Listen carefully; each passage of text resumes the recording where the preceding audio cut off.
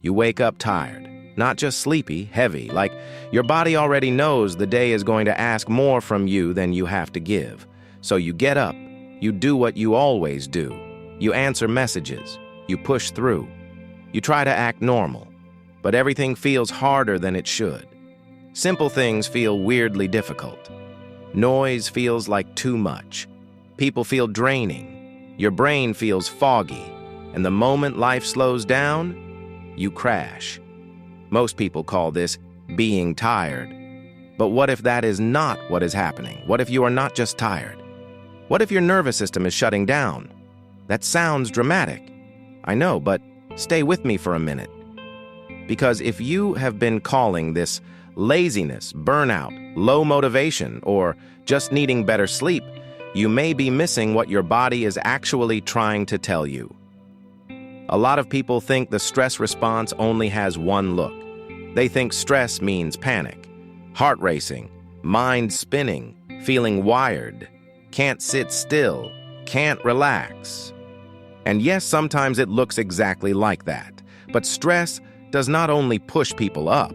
Sometimes it pushes them down, into numbness, into exhaustion, into disconnection, into that strange flat state where you are technically functioning, but you do not really feel like yourself anymore.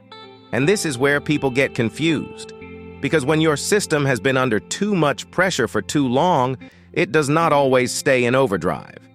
Sometimes it does the opposite. Sometimes it hits the brakes, hard. And when that happens, it can look like this. Low-energy brain fog, feeling emotionally flat, wanting to cancel everything, finding small tasks, weirdly overwhelming scrolling for hours because starting feels impossible, wanting to be left alone, even by people you care about. Does that sound familiar? If it does, I want you to hear this clearly. That does not automatically mean you are broken. And it definitely does not automatically mean you are lazy. Sometimes it means your system is overwhelmed. Think of it like this. If your body feels like it cannot keep sprinting forever, it starts looking for another way to protect you. Not by speeding up, by shutting things down. Less energy, less feeling, less movement, less engagement, less access to the parts of you that usually feel open, curious, present, alive. It is not a great long-term solution, but it is still a survival response. And that matters. Because if you misunderstand a survival response, you usually choose the wrong solution. This is why some people move through life feeling off for months and cannot explain it. They are not in obvious panic. They are not crying every day. They are not having dramatic breakdowns. They are just flat, detached, heavy, done. And because it does not look dramatic from the outside, almost nobody takes it seriously. Sometimes not even the person living it. They just think, maybe I need to be more disciplined. Maybe I need to stop being so lazy. Maybe I need to fix my routine. Maybe this is just adulthood. Maybe this is what life feels like now. But here is the uncomfortable part. Real exhaustion and nervous system shutdown can look very similar at first. That is why so many people miss it. You sleep, but do not feel restored. You rest, but do not feel refreshed. You take time off, but still feel strangely low. You finally get a quiet moment, and instead of feeling better, you feel emptier. And that is often the clue. Because if more rest alone is not fixing it, the issue may not be simple tiredness. It may be that your whole system has been stuck in protection mode for too long. And this is where things usually split into patterns. Some people live mostly in high alert. They feel wired, anxious, restless, overstimulated, always on. Other people look calmer on the outside, but inside, they feel shut down, foggy, numb, drained, disconnected, like they are moving through life with the lights dimmed. And the tricky part is that a lot of people swing between both. You can spend part of the week tense, busy, productive, pushing through, holding everything together, and then suddenly crash into a state where replying to one message feels like too much. That swing confuses people because they think, if I can function sometimes, then maybe nothing is really wrong. If I can still work, maybe I'm just being dramatic. If I can still get things done, maybe I should stop complaining. But that is not how this works. A nervous system under chronic stress does not always break in one direction. Sometimes it swings between too much activation and not enough, between wired and shut down, between overthinking and going blank, between pushing hard and disappearing. And if nobody explains that to you, you end up judging yourself instead of understanding yourself. So how do you know if this might be what is happening? A few signs.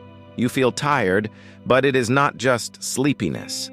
It feels heavier than that, almost like your whole system is dragging. You keep postponing simple things, not because you do not care, but because everything feels bigger than it should. You want to disappear for a while, not in a dramatic way. Just no demands, no noise, no people, no decisions. You feel emotionally flatter than usual. Less joy, less motivation, less spark, less access to yourself. You find it harder to connect, harder to reply, harder to explain how you feel, harder to want things. And maybe the strangest part is this. You still expect yourself to act like everything is normal. That is where a lot of the suffering comes from. Not just the shutdown itself, but the story you build around it. That you are failing, that you are weak, that you are wasting time, that everyone else can handle life better than you, that you should be able to snap out of it if you just tried hard enough. Maybe. Or maybe your body has been carrying too much for too long. And maybe this flat, numb, exhausted version of you is not the real you. Maybe it is a protective state. That is a very different story. Because the moment you stop reading shutdown as a character flaw, you can finally respond to it in a smarter way. Not by yelling at yourself, not by forcing productivity hacks onto a nervous system that already feels unsafe. Not by shaming yourself for not being able to do what used to feel easy, but by asking a better question. Not, what is wrong with me?